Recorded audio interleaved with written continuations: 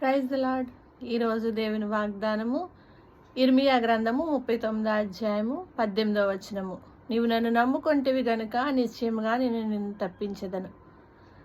ఈ యొక్క ఇర్మియా భక్తుడు అంటున్నాడు, నీవు నన్ను నమ్ముకుంటేవి గనుక నేను నిన్ను తప్పిస్తానని తను వాగ్దానం చేస్తున్నాడు.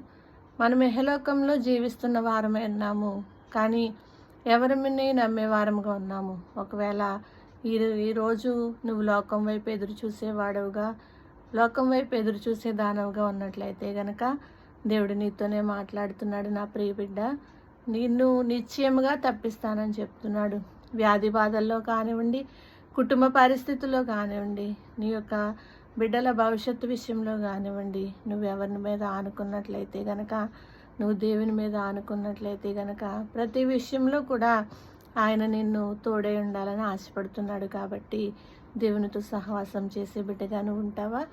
అట్లు ఉన్నట్లయితే కనుక దేవుడు నిన్ను, నీ కుటుంబాన్ని మహిమకరమైన కుటుంబంగా, ఆశీర్వాదకరంగా కుటుంబంగా ఉంచునైన దేవాది దేవునికి చిన్న మాటలు దీవించి ఆశీర్వదించునుగాక. ఆమేన్.